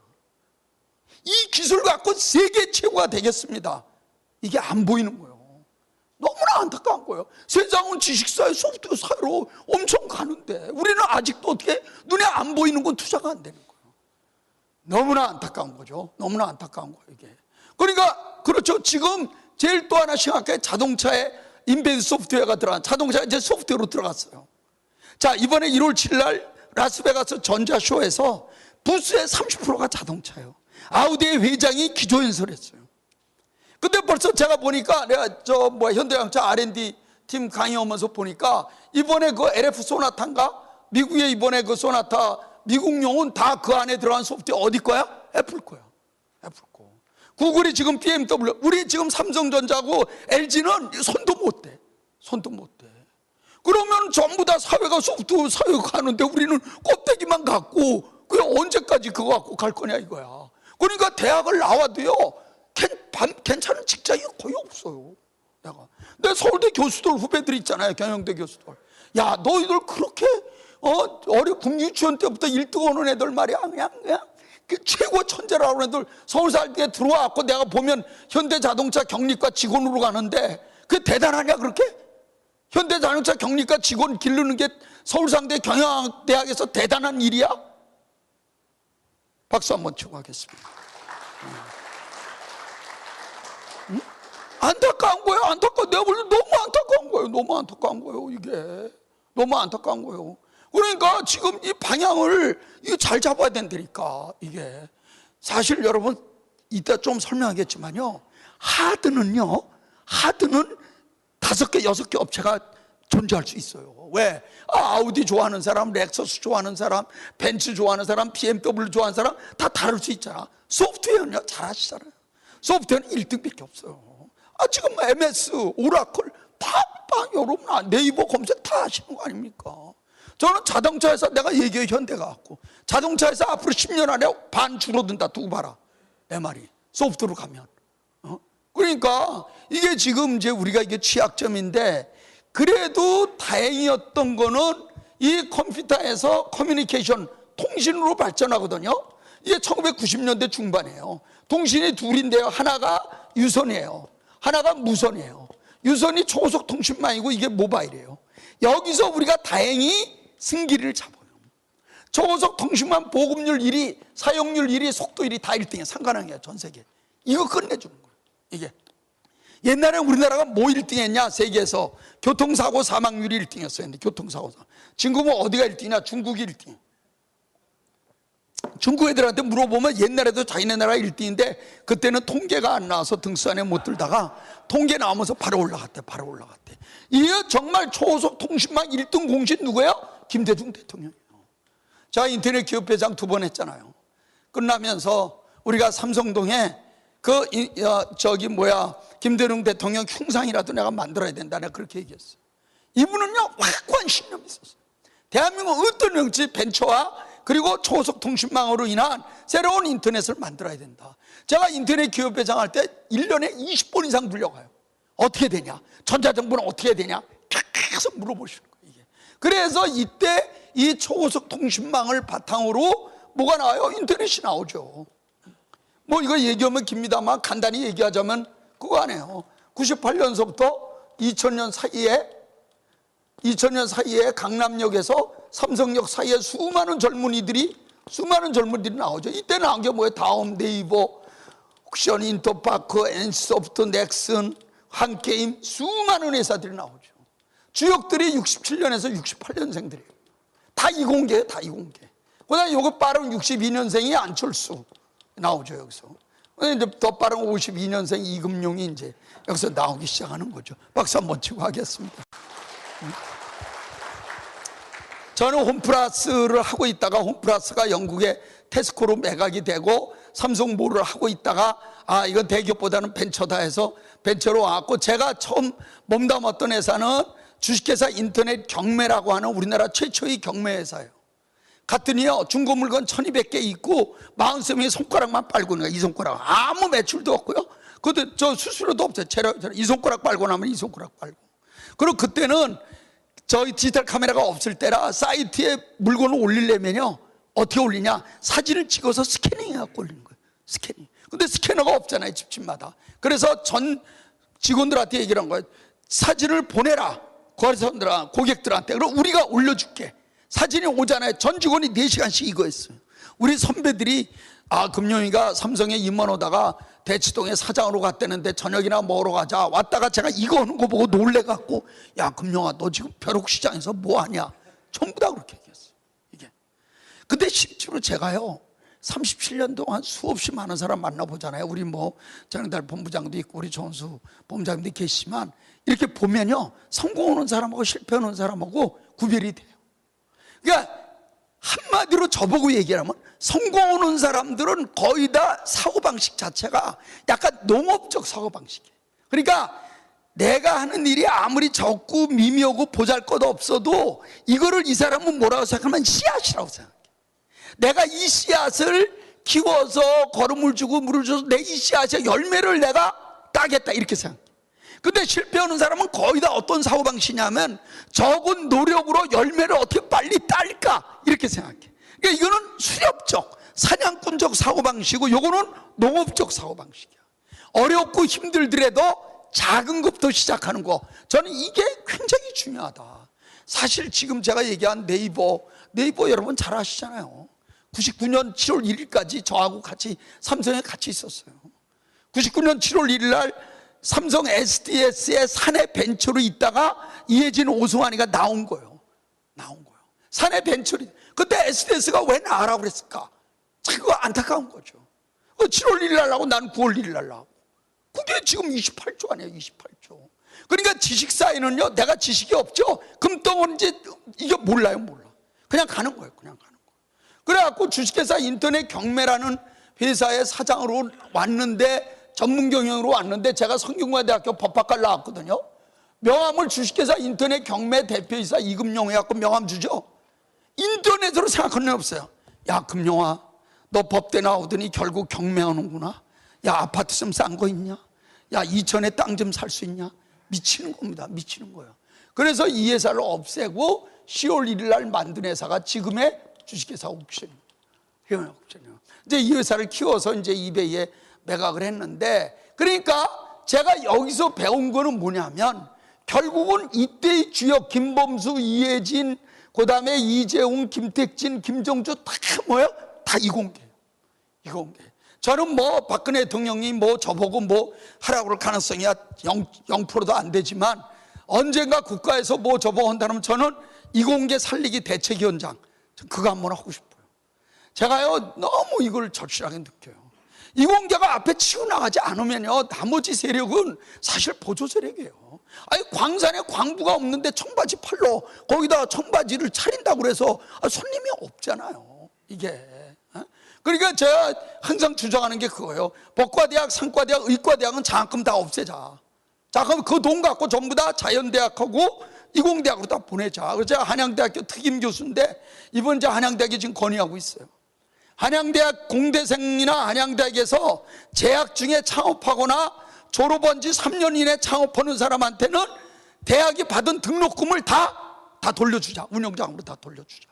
그래갖고 완전히 다 키우자. 그리고 지금 마사회 우리 현명환 회장님이 제 모시고 있었는데 지금 건의하고 있어요. 마사회에서 저기 경력사원 뽑는데 창업한 경력이 있는 사람을 특채로 하자. 그래서 이게 어렸을 때부터 창업, 이거는 실패를 해도 얼마인지 전직할 수 있고 얼마인지 갈 수 있다, 이런 풍토를 만들지 않으면 안 된다. 특히 지벨리에서 창업하는 사람은 가점을 더 주자. 박수 한번 치겠습니다. 자, 우리가 여기서 이제 수많은 기업이 나오죠. 뭐 이건 자세히 설명을 안 하겠습니다. 그러니까 여기서 보면 인터넷을 통해서 새로운 기업을 하는 사람이 있고, 인터넷을 통해서 어떻게 돼요? 경쟁력을 갖추는 기업이 나오죠. 뭐 우리 키움증권 다 키움증권 다 우리 같이 했잖아요. 요만할 때 7명일 때 다 그때 같이 시작한 거죠. 그러니까 이러한 새로운 무기가 나왔을 때 이 사업에 뛰어들 건지 아니면 이걸로 내가 경쟁력을 갖출 건지, 이런 게 이제 중요하죠. 모바일은 뭐 잘 아시면 1996년에 CDMA가 나오잖아요. 여기서부터 쭉 발전하죠. 016, 017나 2009년도에 스마트폰이 나오고 2013년도에 드디어 삼성이 뭐를 둘러요? 소니, 노키아, 모토로라를 누르고 세계 1등으로 올라선단 말이에요. 여러분, 삼성이 지금 세계 1등으로 전자 올라섰다. 여러분, 이게요, 제가 삼성 출신이 아니라 이거는요, 기적이에요, 기적. 여러분, 제가 91년도에 삼성 비서실에 있을 때 삼성전자 LA 지사장이 이제 코스트코, 지금 시애틀은 코스트코에 물건을 납품하려고 하는데 시애틀에 지사가 없는 거야, 전자가. 연락이 왔어. 삼성물산 신강수 지점장한테 소개했어. 형님, 코스트코 바이어한테 우리 전자 좀 구매 좀 하도록 좀 솔직히 알선 좀 해주십시오. 그래갖고 만났어. 코스트코 바이어 삼성물산 지사장, 삼성전자 LA 지사장 만났는데, 코스트코 바이어가요, 삼성 브랜드를 몰라요. 그거 납품 못했어. 제가 90년도에 세미나로 샌프란시스코 갔는데요, 내 옆에 수염이 이렇게 일구레나루 이런 놈이 옆에 앉아있다가 쉬는 시간이 돼서 명함을 탁 줬어요. 이놈이 삼성을 알더라고. 딱 보더니 삼숭 탁 그러더라고. 걔들은 유를 숭이라고 그래요. 유럽 애들은 삼손 그러는 것 같아. 그래서 머리를 기르고 가야 돼. 삼손과 데릴라 있잖아. I'm 삼손 so strong. 제가 탁 뭐 기르고 가야 돼. 너 삼성을 아냐 그랬더니 한 달 전에 자기가 삼성 TV를 샀다는 거야. 90년도에 삼성 TV에서 한 사람을 미국에서 만난다는 거요. 스님 머리에다가 머리핀 꽂는 것보다 더 어려운 거야. 진짜 어려운 거, 진짜 어려운 거야. 이 세상에 어려운 게 세 가지가 있잖아요. 하늘에서 별 따는 거, 이거 진짜 노래 가사는 많아도 어려워요. 스님 머리에다 머리핀 꽂는 거, 이거 진짜 어려워요. 65살 넘은 남편 존경하는 거, 이거 진짜 어려워요. 여러분, 이거. 남자가 65 넘었는데 부인한테 존경받는다. 거의 신에 가까운 사람은 신에. 저도 몇 년 안 남았어요. 저도 몇 년 안 남았어요. 그러니까 리타이어한 애들한테 물어보면, 야, 뭐가 제일 어렵냐? 와이프가 무섭대. 그래갖고 어떤 애들은 지갑에다가요, 와이프 사진 이만한 걸 더 갖고 다녀. 야, 너 리타이어더니 금술이 좋아졌구나. 금영아, 그게 아니고 나는 어렵고 힘든 일이 생길 때마다 이 사진을 보면 견딜 수 있어. 이 사진보다 더 어려운 일 있겠냐 해가면서 말이야. 이게 그러니까 너무 내가 그 당시에 반가워갖고 그 친구를 허구하면서 물어봤어. 야, 너 한 달 전에 산 삼성 TV 잘 나오냐? 그랬더니 이놈이 뭐라 그러는 줄 알아? 애들 방에 있어갖고 잘 모르겠다. 저는요, 저보고 누가 이금용, 야, 너 이 세상 기적이 있냐? 저는 있다고 생각해요. 제가 91년도에요 소니의 글로벌 전략을 알아보려고 소니의 그 글로벌 담당 부장을 만나려고 그러는데 삼성전자 동경지사하고 뭐고 아는 놈이 없는 거예요. 그래서 개요대학교 심희주 교수한테 부탁을 했어요. 우리가 이런 걸로 글로벌 전략을 우리도 삼성전자 나가야 되니까 알아보려고 하는데 소니에 한 사람 소개해 주려고 그랬더니 연락이 왔어. 그때 자기 뭐 개요대학 그 제자가 거기 있다고 소개했는데 오크라 호텔에서 점심 먹기로 했어. 선물 뭐 가지고 간 줄 알아요?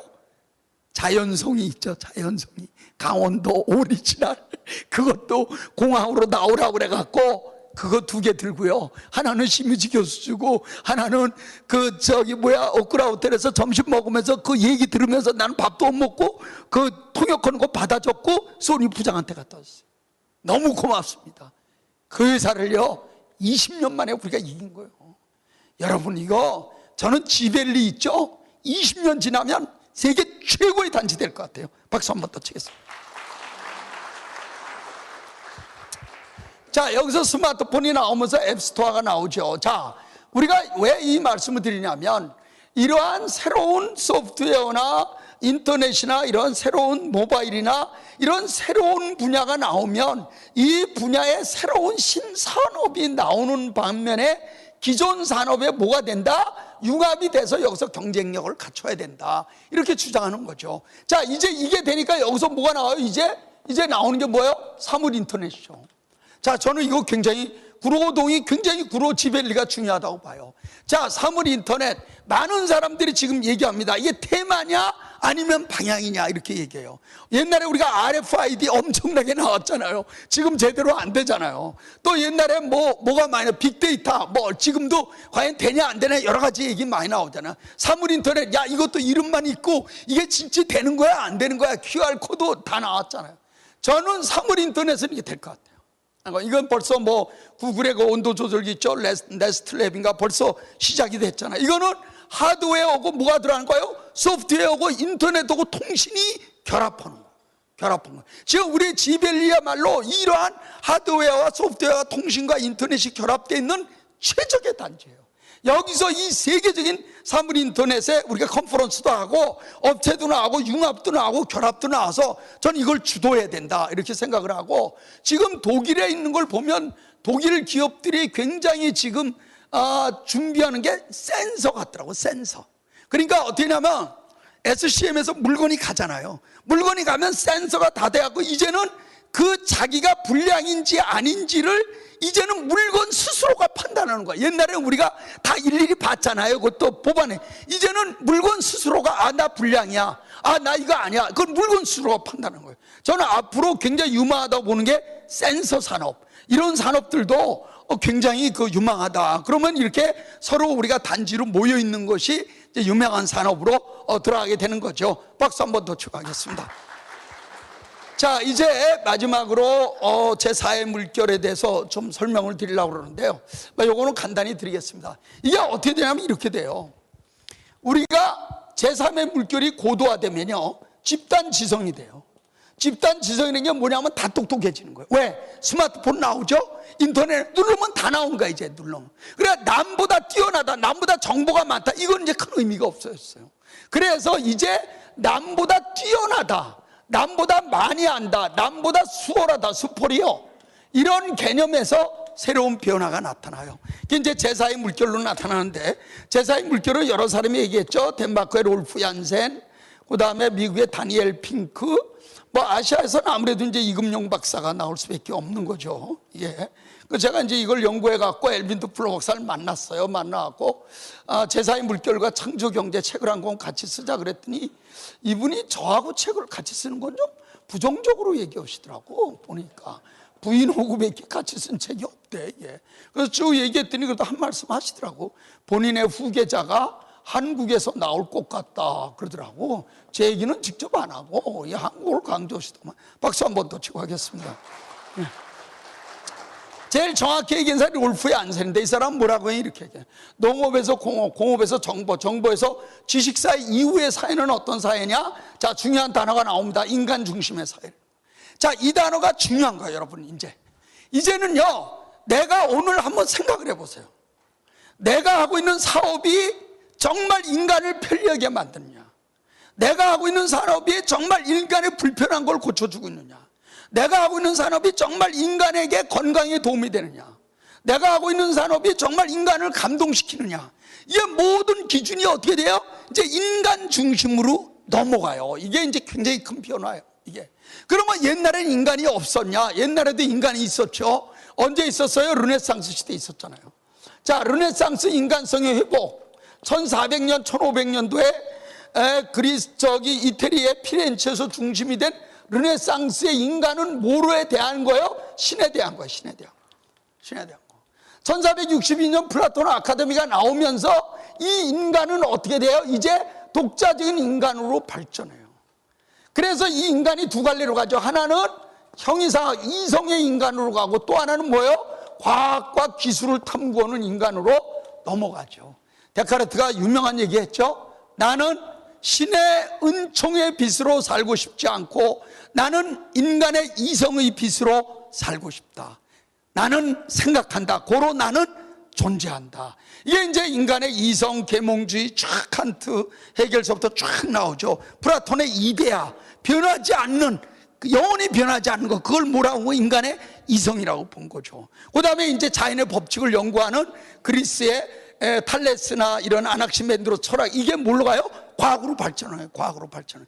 그래서 인간이 두 갈래로, 하나는 자연의 법칙을 연구하는 인간과 또 하나는 인간의 이성을 가지고 있는 인간, 두 갈래로 발전해요. 발전하는데 이게 2000년 이제 인터넷 나오고 스마트폰 나오고 이게 고도화되는 거예요. 그러니까 이제 인간이 생각할 수 있는 거, 그거는 정보가 되면 그 다음날 다 서로 알 수가 있는 거예요. 그래서 새로운 변화는 인간의 이성, 다시 말해서 이성 중심의 사회에서 새로운 인간이 나타나는 거죠. 이쪽은 어디 중심이에요? 좌뇌 중심이에요. 좌뇌. 다 좌뇌. 지금 성공한 사람들은 다 뭐가 뛰어난 거예요?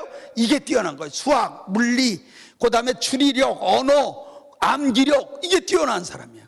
이 좌뇌에서 뭘로 넘어가는 거예요? 우뇌로 넘어가죠. 그래서 인간이 이성의 시대에서 어떤 시대로 넘어간다? 감성의 시대로 넘어간다. 인간의 감성을 감동으로 만들어주는 사람, 이 사람이 세상을 지배한다. 지금은요, 어떤 형태로도 결심하세요. 이제는 감동이 있으면요, 무조건 다 돈 벌어요. 돈 벌어요. 7번 방의 선물 52억 들었어요. 1300만 명 얼마 들은 줄 아세요? 440억 벌었어요.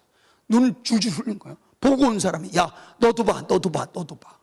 지금 프로야구 선수들 정근훈이, 이용규가요 3년 동안 얼마 받았어요? 70억 받았어요. 70억. 내 고등학교 동기 그냥 LG에서 제일 잘 나왔고 부회장 된 애가 지금 얼마 받아? 연봉 15억 받아. 그 뒤로는 얼마인지 모르겠지만 이번에 등기 발표한 거. 근데 30대 중반의 선수가 얼마 받아? 70억 3년에. 왜? 프로야구에 뭐가 있기 때문에? 감동이 있기 때문에. 감동이 있기 때문에. 그러니까 모든 걸 생각해 보세요. 예를 들면 제가 오늘 강의했는데 여러분들이 가실 때, 야, 정말 오늘 이금영 회장한테 많이 배웠다. 배웠다는 단어가 나오면 제 강의는 90점. 오늘 강의 정말 감동적이다. 이 얘기 나오면 몇 점이야? 100점이야, 100점. 박수 한 번 더 치고 하겠습니다. 100점이에요. 100점. 그러니까 여기서 중요한 변화가 나타나요. 무슨 변화가 나타나냐면 이 감동이라고 그런 건 뭐예요? 이거는 인간이 느끼는 거잖아요. 우리 기업은 누구를 감동시켜야 돼요? 고객을 감동시켜야 돼. 이제 여기서 중요한 변화가 나오는 거예요. 그러니까 우리가 그동안은 물건, 정보, 지식이 중요하다고 얘기했지만 이 시대에 들어오면서 이제는 우리의 포커스가 어디로 가는 거예요? 고객, 인간으로 가는 거예요. 인간으로. 고객으로 가는 거예요. 이 고객이 감동을 느껴야 돼요. 느껴야 돼요. 이게 중요한 변화예요. 중요한. 그래서 이 고객의 패턴, 비헤이비어를 연구하는 게 뭐예요? 빅데이터예요. 빅데이터. 이게. 그래서 스티브 잡스가 뭐라고 그랬어요? 내가 소크라테스와 오후를 지낼 수 있다면 나는 애플이 가지고 있는 모든 기술을 다 주겠다. 뭐가 중요하다는 거예요? 인간을 이해하는 게 중요하다는 거예요. 인간을 이해하는 게 중요하다는 거예요. 제가 얼마 전에 그 신문에 봤더니 그 랄프 로렌 있죠? 랄프 로렌 창업자가 그 자기가 창업하게 된 동기를 얘기를 하는데요. 집안이 가난해서 백화점에 점원으로 17살에 들어갔는데 점원 일 중에서 제일 허드렛 일이 뭐냐? 환불해 주는 거야. 환불.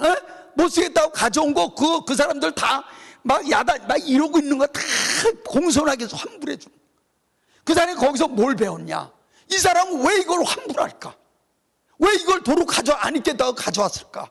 거기서 어떻게 돼요? 사람이 좋아하는 거고 싫어하는 거를 자기가 배웠다는 거예요. 그래서 만든 게 넥타이 좁은 데서 긴 넓은 넥타이를 만들면서 히트를 친 거예요.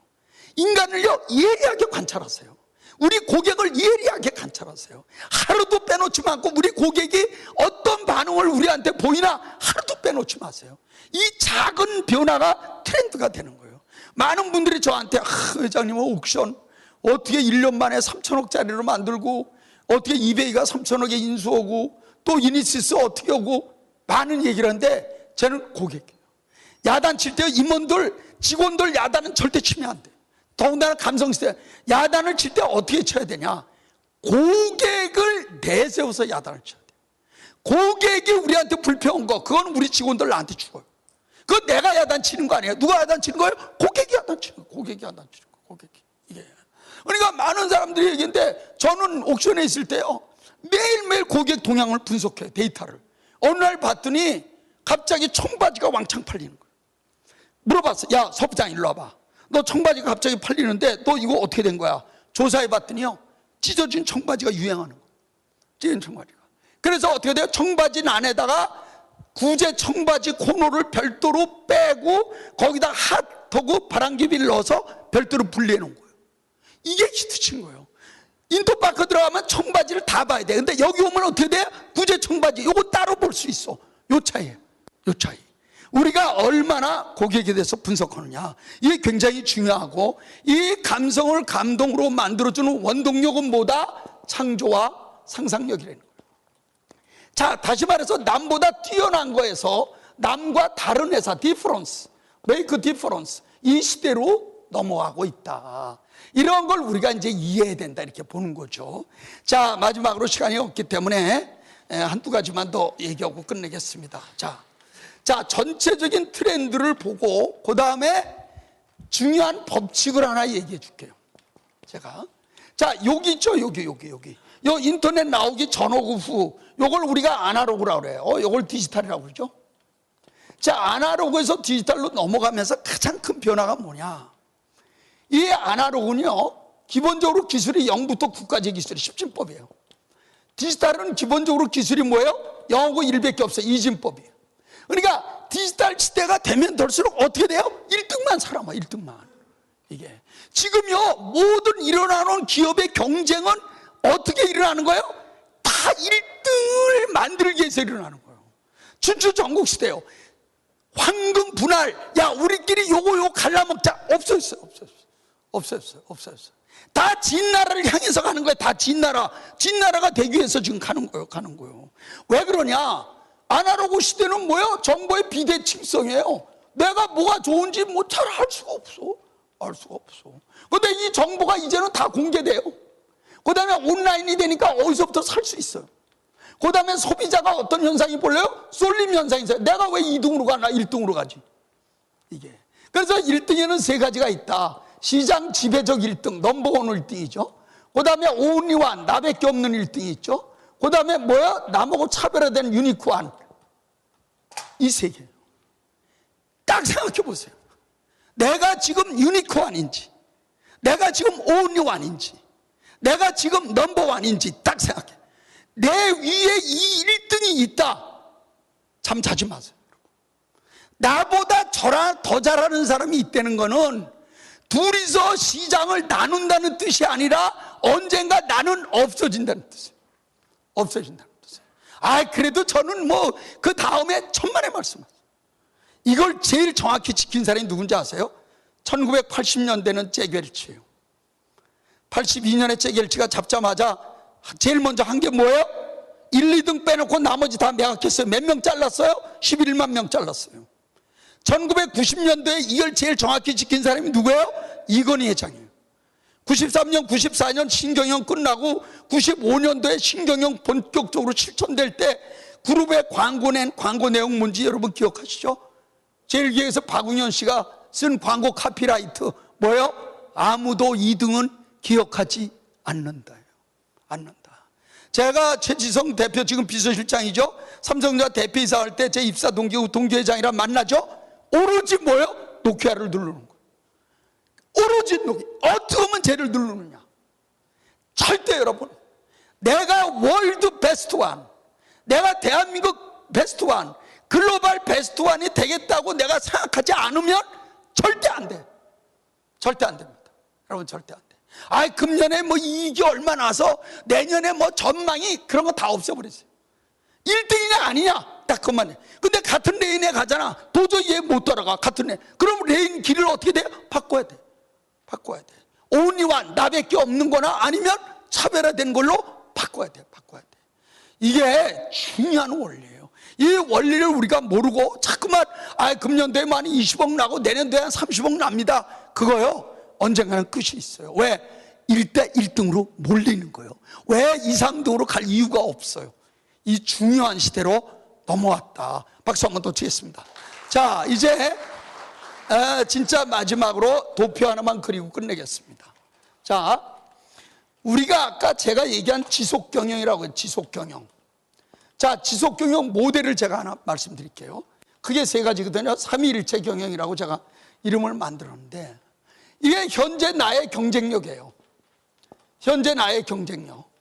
자, 현재 나의 경쟁력을 어떻게 돼요? 끊임없이 진화시키는 거예요. 여기서 진화가 나요. 자, 이 진화의 목표는 뭐야? 아까 얘기한 대로 1등 전략이에요. 그 다음에 뭐예요? 다각화가 있을 수 있죠. 시장을 다각화한다든지 품목을 다각화한다든지. 그러나 궁극적으로는 1등 전략이에요. 내가 지금 이렇게 1등 전략으로 나가는데 내 의사와 관계없이 뭐가 와요? 변화가 나타나요. 자, 기술의 변화, 정책의 변화, 고객의 패러다임의 변화가 나타나요. 이 변화를 기회로 생각하는 그룹이 있고 이걸 무시하는 그룹이 있고 무지한 그룹이 있다고 그랬죠. 이거를 기회로 생각하는 그룹을 우리가 혁신이라고 그래요. 이노베이션. 그러니까 대한민국과 외국 기업하고 차이가 뭐냐 하면 제가 분석해 보면 이 혁신이라는 건요, 기존에 있는 자원을 극대화시키는 거예요. 그러니까 기존에 있는 거를 없애고 새로운 걸로 가는 거예요. 기존에 있는 걸 그대로 놔두고 나간 건 다각화 혁신이 아니에요. 그건 혁신이에요. 그러니까 우리 회사를 혁신한다 그러면 아웃이 있고 인이 있는 거예요. 아웃이 있고 있는 거예요. 노무현 대통령께서 혁신 기가 막히게 하셨는데 왜 실패했냐? 아웃이 없고 인만 집어넣은 거예요. 인만 집어넣은 거예요. 그러니까 노무현 대통령 돌아가시니까 어떻게 돼? 옛날로 다시 돌아온 거예요. 다시 돌아온 거예요. 다시 돌아온 거예요. 아웃이 있어야 돼요. 사례를 제가 들어볼까요? 지인은요, 금융 다 줄이고 뭘로 갔어요? 친환경으로 갔어요. 2000원 에코매지네이션. 여러분 듀퐁 알죠? 듀퐁이요 페인트 화학 지금 다 팔았어요. 뭘로 갔어요? 식품으로 갔어요. 식품으로. 뭘로 가냐? 저기 IBM 뭘로 갔어요? 하드웨어 레노버 다 팔았어요. 뭘로 갔어요? 소프트웨어 서비스로 갔어요. 서비스로 갔어요. 지금 세계적인 기업들 시스코 네트워크에서 뭘로 가요? 사물 인터넷으로 가요. 세계적인 기업들은요, 이게 새로운 기회다 그러면 기존에 있는 걸 자르고 그 자원들을 글로 보내요. 근데 우리 대한민국 기업은요, 이 혁신으로 성공한 유일한 데가 어디예요? 두산밖에 없어요. 두산. 두산 하나예요. 두산 하나. 그 다음에 같이 쳐갖고 집중해갖고 성공한 건 태평양화. 두산은 완전히 이번에 KFC 팔면서 완전히 중학으로 넘어갔어요. 우리 회사의 어떤 부분을 매각하고 어떤 기회에 매진할 건가, 그거를 염두에 두어야 돼. 이게 혁신이에요, 혁신. 혁신의 제일 걸림돌은 뭐다? 고정관념이다, 고정관념. 그래서 인간의 머릿속에 두 마리 개를 키우고 있다. 하나 뭐 선입견, 선입견. 또 하나 뭐 편견. 이 두 마리 개를 키우고 있다. 이 개를 죽여버려야 돼. 이 개를 죽여버려야 돼. 죽여버려야 돼. 그러면 이 혁신까지만 하면 되냐? 아니다. 마지막으로 뭘 해야 돼요? 창조죠. 창조. 자, 우리가 이 창조가 왜 중요하냐면, 이게 성장의 주요한, 가장 중요한 요소의 성장은 새로 시장을 만드는 거에 있기 때문이에요. 새로 시장. 근데 창조에는 뭐가 들어가? 리스크가 필요하죠. 리스크. 그래서 이 리스크를 줄이기 위해서 뭐가 들어가요? 융합과 콜래보레이션이 들어가는 거죠. 그 다음에 융합과 콜래보레이션을 통해서 어떻게 돼요? 새로운 가치를 만드는 거죠. 대표적인 게 뭐예요? 아이폰서부터 시작해갖고 다 이거죠. 다 결합이 되는 거예요. 결합이 되는 거예요. 그래서 이 창조라고 한 새로운 가치를 만드는 지금 대표적인 케이스를 우리는 융합과 협업으로 보는 거고, 지금요, 노벨 과학상이 있죠? 2000년도부터 다 탄 노벨 과학상을 우리가 살펴보면요, 90%가 공동수상이에요. 대한민국은 영원히 안 돼요. 대한민국은요, 협업하고 있는 과학자가 없어. 영원히 안 되는 거예요. 영원히 안 돼요. 그래서 우리 지벨리에 희망을 가지고 있다. 우리가 이 협업과 그 다음에 융합을 통해서 지벨리만의 새로운 가치를 창조해내야 된다. 그것이 불길처럼 번질 때 이 단지는 정말 세계적인 단지가 되고 수많은 인재들이 몰려들 것이다, 이렇게 생각을 합니다. 제가 가장 정말 항상 역사를 공부하면서 제일 존경하는 인물 중에 한 분이 알렉산더 대왕인데요, 이분이요 20살에 왕이 됐어요. BC 336년도에 왕이 되니까 그리스의 밑에 테베에서부터 아테네, 스파르타가 반란을 일으켜요. 너무 어린 왕이 됐잖아요. 북쪽에 2년 동안 내란을 진압하고 334년도에 어떻게 돼요? 페르시아 원정을 떠나요. 원정을 떠나는데 2년 동안 내란 진압하고 돈을 다 써갖고 돈이 없는 거야. 그래서 영지 있죠, 자기 땅을 장군들한테 다 나눠줘요. 왕궁에는 폐물들 있죠, 귀할 다 팔아갖고 애게 넘어가는 배 만들고 군사 식량으로 다 해요. 그러니까 떠나기 전에 한 장군이 뭐라 이렇게 얘기해요. 폐하, 이렇게 모든 땅과 폐물들을 다 우리한테 나눠주면 대항포하는 뭐가 남아 있습니까? 이렇게 얘기해요. 그때 22살의 알렉산더가 뭐라고 얘기한 줄 아세요? 나한테 뭐가 남아있냐고? 너희들 내가 뭐가 남아있냐고 물어봤지. 나는 희망이 있어, 희망. 딱 이렇게. 내가 가지고 있는 건 재물이나 이런 거 더 중요한 건 뭐야? 희망이야. 딱 이렇게.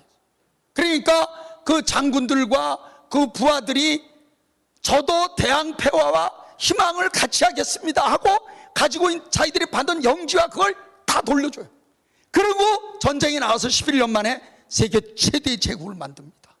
우리 지벨리가 대한민국 중소중견기업에 정말 희망이 될 수 있도록 노력해 주시기 바라면서 강연을 마치겠습니다. 고맙습니다.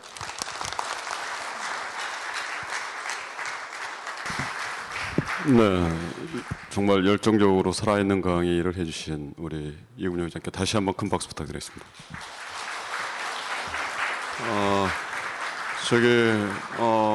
제가 사회자로서 좀 그 일정의 묘미를 좀 살려야 될 것 같습니다. 왜냐하면 제가 준비된 내용들이 있는데 좀 강의 시간이 조금 오버가 돼서 사실 이걸 하게 되면 또 여러분들에게 또 부담을 드릴 것 같아서, 회장님 잠깐 그냥 그 질문만 한 2분 정도 받고 준비된 과정은 저희가 이렇게 다른 조건으로 하는 걸로 그렇게 진행을 하겠습니다. 한 2분 정도만 5분 안쪽으로 질문 받도록 하겠습니다. 질문 있으신 분, 손 들어주시고 잠깐 자기소개하시고 하시면 될 것 같습니다. 강의가 너무 완벽했나? 네, 저 뒤에 한 분 계신데.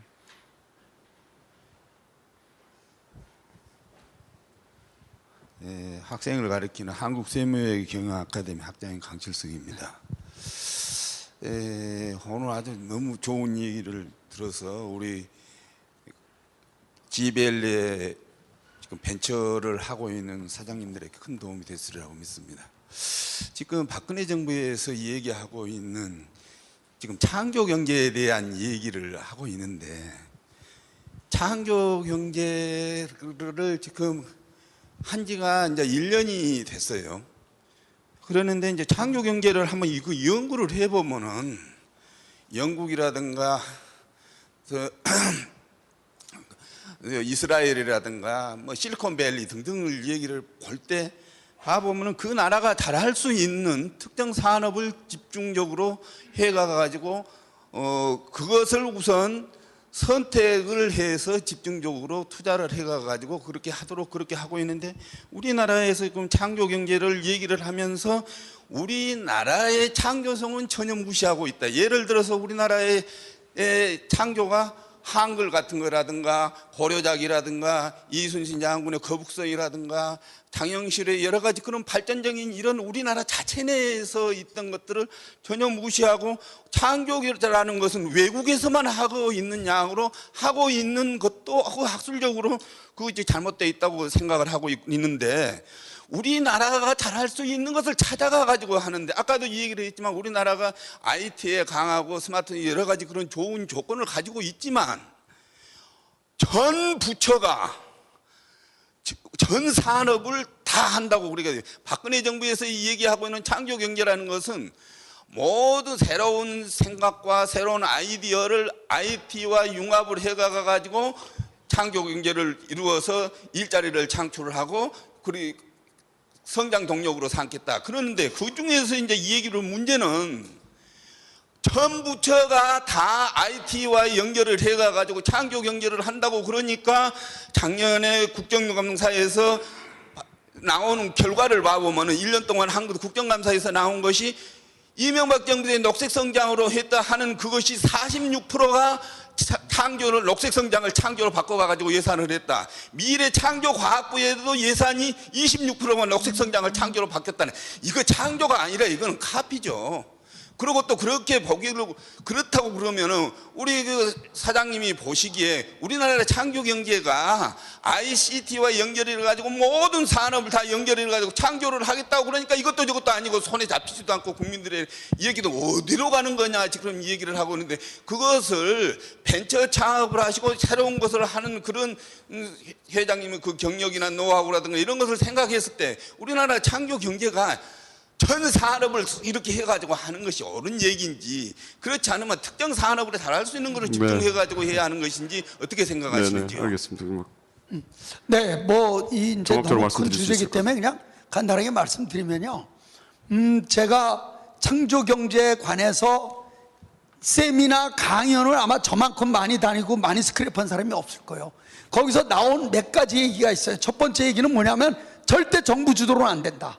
두 번째, 어떠한 경우도 실패를 용인하는 문화가 일어서야 된다. 세 번째, 교육이 바뀌어야 된다. 이게 기본적인 주관이에요. 그러니까 뭐 이건 이제 얘기하면 창조 산업이 어떻고 창조 경영이 어떻고 다 다른데, 그냥 간단히 얘기하자면 저는 이런 생각이에요. 지금 덴마크에서요 없어진 단어가 무슨 단어인 줄 아세요? 티처란 단어예요. 그러니까 이제 학생들한테 뭘 가르친다 이 단어는 필요 없대요. 왜? 학생들이 배울 수 있는 데가 학교 말고도 너무 많다는 거예요. 그래서 이름이 뭘로 바뀌었는지 알아요? 교사 이름이 모티베이터로 바뀌었어요. 모티베이터. 그 다음에 뭐로? 퍼틸라이저. 그러니까 정부는 좀 가만히 있다가 지벨리에서 어떤 게 뜬다, 어떤 기업이 괜찮다, 어떤 기업이 잘한다 그러면 어떻게 돼요? 그거를 서포트 해주고 밀어주면 돼. 그래서 그 사람이 오면 되는 거예요. 자꾸만 그거를 나 있을 때 실적으로 이거 딴 데 가서 얘기하지 마시고요. 신문에 난 거 얘기해 볼까요? 창조경제타운이라고 만들었잖아요. 박근혜 대통령 앞에서 여기다 아이디어 놓은 멘토들이 한다고 그래갖고 만들었잖아요. 5,700건 아이디어가 올라왔는데요. 투자된 금액이 얼마인지 아세요? 2억이에요. 2억. 인건비도 안 나. 그러니까 이제는 그런 식으로 하지 말고 그냥 야 지벨리에 와서 야 니들 열심히 해봐. 그러다 뭐 13,000개 되니까 잘 되는 게 보이잖아. 또 나름대로 우리가 얼마나 열심히 해. 그럼 잘 되는 거 있죠. 모티베이터. 야 우리 조은수 본부장하고 우리 전영달 본부장 야 우리가 좀 도와줄게 해서 그 키우는 거 퍼틸라이저 그 역할이 더 중요하다. 뭐 ICT 이런 걸 떠나서 결국 우리가 창조경제는 아이디어, 소프트를 바탕으로 해서 없는 시장을 만들어낸다는 거거든요. 그거는 정부가 할 수 없어요. 그래서 그런 역할로 바뀌고 그렇게 뒤에서 밀어주는 이런 전략이 오히려 창조경제 핵심이고, 거기서 그걸 보니까 전체적인 분위기가 이렇게 가는구나, 전체적인 물줄기가 이렇게 가는구나, 우리나라는 이게 맞는구나, 그걸 찾아내서 육성하는 거, 그게 굉장히 중요하다, 그런 생각이 듭니다. 네, 감사합니다. 질문 답변은 이걸로 마치도록 하겠습니다. 네, 다시 한번 큰 박수 한번 부탁드리겠습니다. 예, 저기 프로그램에 설명된 그 소프트웨어 임시제도 안내 및 활용 방안, 우리 그 한국저작권위원회에서 준비하셨는데요. 이 부분은 그 유인물 아마 그 여러분 같이 되어 있을 겁니다. 그걸로 참조하시면 될 것 같고요. 예, 짧게 공지사항 겸해서 우리 그 중소기업진흥공단 정영달 본부장께서 아마 그 직원들 복지 관련해 가지고 공동 근로복지 기금 제도를 준비하고 계신 것 같습니다. 아주 짧은 시간. 안녕하세요. 반갑습니다. 전영달입니다. 네. 이금용 회장님이 참 우리한테 새로운 희망을 2014년 5월 23일 날 주셨습니다. 너무 감사드리고요. 저희 중소기업진흥공단도 새로운 변신을 했습니다. 그래서 8월부터 새로운 사업을 시작하는데요. 내용이 결국 사람에 관한 겁니다. 우리 핵심 인력이 중소기업에 정착을 못하고 떠나니까 정부에서 그걸 어떻게 쓰면 좋을까 고민을 하면서 5년 동안 재형저축, 그러니까 이제 그 우리 근로자가 5년 동안 재형저축을 부으면 5년 뒤에 만기가 됐을 때 우리 사업주에서 낸 돈, 그 돈과 두 개를 합쳐서 더블을 주는 제도를 만들었습니다. 성과 보상 기금인데요. 중소기업 핵심 인력에 대해서 성과를 보상해 주는 건데 근로자가 드는 겁니다. 그러면 사업주가 세금 낼 돈에서 그 돈을 보전을 해 주는 겁니다. 그만큼을. 그래가지고 더블로 돈을 5년 뒤에 찾아가게 되니까 직원들이 5년 동안은 근무하고 이제 그 돈 더블로 찾으면 5년 뒤에 다시 한번 또 들어서 10년, 15년 이렇게 근무할 수 있는 제도를 만들어서 중소기업 근로자가 그 자리에 핵심 인력이 머물러서 그 우리 회사가 지속 가능 경영을 할 수 있도록 만드는 제도입니다. 그래서 중소기업진흥공단에서 8월부터 우리 사장님들한테 저희가 이제 요청을 드리면 핵심 인력들에 대해서 이렇게 재형저축을 들어주시면 고맙겠습니다. 저도 사실은 결혼할 때 재형저축 하나 받아가지고 단칸방에서 시작해가지고 오늘 이 자리에 서게 됐습니다. 그래서 우리 중소기업 근로자들이 떠나는 것을 잡고 그 사람들이 핵심 인력으로 성장할 수 있도록 저희 중소기업진흥공단에서 함께 하겠습니다. 오늘 참 저는 행복합니다. 왜냐하면 이금용 회장님 말씀도 있지만 우리 사장님들이 계셔서 오늘이 우리가 환경은 바뀌고 환경은 어렵고 우리한테 항상 도전을 주지만 그래도 우리 마음이 같이 가니까 참 행복합니다. 감사합니다. 네, 고맙습니다. 자, 이어서 이영재 회장 마무리 인사 있으시겠습니다. 예.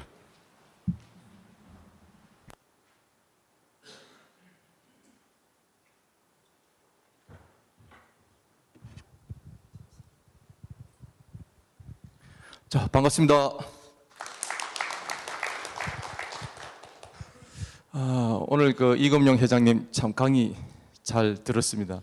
전 테이프로 참 여러 번 듣고 오늘 이금용 회장님 직접 이렇게 앞에서 강의는 여러 군데서 들었지만 이 지벨리에서 와가지고 이렇게 열정적으로 한 건 오늘 처음인 것 같습니다.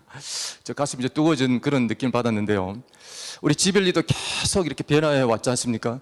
이 지벨리 CEO 포럼이 30회까지 올 동안 처음에는 우리 지벨리를 저기 높은 데 계신 분들이 지벨리를 잘 몰라가지고 정말 높으신 분들 다 불렀지 않습니까? 여러분 알다시피 그분들이 이 지벨리 와보고는 정말 지벨리가 이렇게 변했나, 이렇게 변해 깜짝 놀랄 정도로 이렇게 변한 지벨리를 한 번도 안 와본 높은 분들이 너무나 많더라고요. 그런 분들 다 불러서 우리가 얼른 플레이하고 지벨리를 알리고 그래 했지만 사실 우리 지벨리 CEO들한테 실질적으로 도움되는 이런 거를 별로 그래 느끼지를 못했던 건 사실입니다. 그러면서 계속 우리 CEO 포럼이 계속 변화해 왔는데 오늘 이제 이금용 회장님이 이제 강의해 주신 이런 내용으로 실질적으로 우리 지벨리의 CEO들한테 정말 도움이 되는 이런 강의를 앞으로는 계속 들어야 되지 않겠나 그렇게 해서 계속 지벨리 CEO 포럼도 계속 변해 왔습니다. 그러한 변화가 있는 우리 지벨리는 절대 망하지 않는다고 저는 생각합니다. 이 말에 동의하시면 박수 한번 쳐주시면 감사하겠습니다. 아까 제가 그 이금영 회장님 강의 들어가기 전에 기 좀 살려주십시오. 제발. 지금 세월호 때문에 다 죽을, 뭘 할래도 다 움츠려지고 하는데 사업할 사람 사업해야 되지 않습니까? 그래서 기 좀 살려주십시오 했는데 정말 기 제대로 받았다 그러면 박수 한번 다시 한번 쳐주십시오. 너무 좋습니다. 저도 사업하는 한 기업가로서 오늘 이금영 회장님 이 말씀 듣고 말씀대로 한번 사업해서 성공하나 안 하나 한번 두고 보겠습니다. 너무 감사하고요. 다음 달에도 좋은 분 모셔가지고 우리 지벨리 여러분들, 이렇게 참석해 준 여러분들이 지벨리 주인공이지 않습니까? 여러분들한테 좋은 강의를 들릴 수 있는 그런 시간을 같이 하도록 약속드리고 오늘 마치도록 하겠습니다. 감사합니다.